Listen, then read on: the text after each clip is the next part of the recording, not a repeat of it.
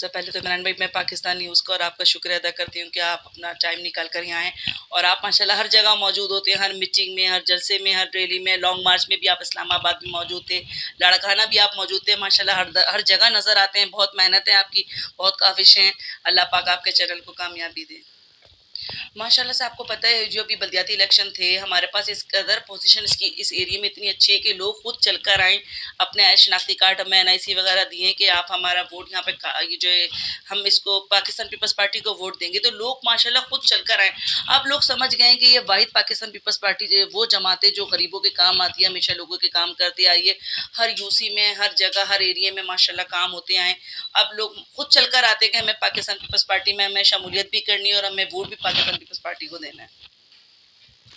میں یہ میسج دینا چاہتی ہوں کہ 4 اپریل کو جو برسی ہونے والی ہے بھٹو صاحب کی، اس میں سب جو ہے فاتحہ وغیرہ کروائیں، ان کے لیے دعا کریں، کیونکہ آپ کو پتہ ہے یہ شہیدوں کی پارٹی ہے اور جو انہوں نے شہادتیں دی ہیں وہ رائے گاہ نہیں گئیں ماشاءاللہ۔ کافی لوگ جو ہیں بڑھ چڑھ کر کام بھی کر رہے ہیں اور پیپل سیکرٹری میں ہمیشہ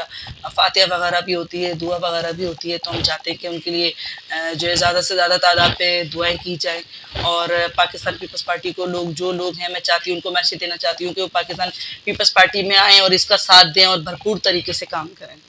آپ یقین کریں اب تک میں 350-400 لڑکوں کی شمولیت کر چکی ہوں اور تقریباً 250-300 لیڈیز کی جو میں نے ابھی لاسٹ ٹائم ہمارے پروگرام ہوا تھا اس میں ہم نے شمولیت کی ہے لیڈیز کی، اور بھرپور طریقے سے لوگ آتے ہیں ماشاءاللہ، شریک بھی ہوتے ہیں، پاکستان پیپلز پارٹی میں کام بھی کر رہے ہوتے ہیں، ہمارے کام کو دیکھ کر بھی آتے ہیں اور لیڈیز اب کے سب سے زیادہ جو تعداد ہے وہ لیڈیز کی ہے جو خود پاکستان پیپلز پارٹی میں کام کرنا چاہتی ہیں۔ تو ہم چاہتے ہیں کہ ادھر ایریے میں ہمارے کوئی کام ہو، آپ کو پتہ ہے رمضانوں کے دن ہیں، لوگ پریشان ہیں، نہ یہاں گیس کا کام ہوا نہ بجلی کا،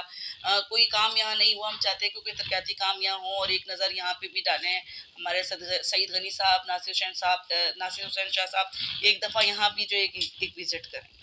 پاکستان پیپلز پارٹی مظلوم اور غریب عوام کی واحد نمایاں جماعت ہے۔ حالیہ بلدیاتی انتخاب میں واضح اکثریت سے کامیابی اور کثیر تعداد میں لوگوں کی پاکستان پیپلز پارٹی میں شمولیت کراچی میں پیپلز پارٹی کی مقبولیت کا واضح ثبوت ہے۔ پاکستان پیپلز پارٹی کی قیادت کو ملک کی عوام کو درپیش مسائل کا بخوبی اندازہ ہے اور چیئرمین بلاول بھٹو زرداری بطور وزیر خارجہ بین الاقوامی سطح پر پاکستان کو بحرانوں سے نکالنے میں بے شمار کامیابی حاصل کر چکے ہیں اور پاکستان کی عالمی سطح پر بہترین انداز میں ترجمانی کر رہے ہیں۔ شادیہ بلوچ کا اس موقع پر کہنا تھا کہ اگر پاکستان پیپلز پارٹی کو موقع ملا اور چیئرمین بلاول بھٹو زرداری ملک کے وزیر اعظم منتخب ہوئے تو انشاءاللہ ملک کو بحرانوں سے نکالنے میں ضرور کامیاب ہوں گے۔ شادیہ بلوچ نے اپنے علاقے اور بالخصوص سرجانی ٹاؤن کے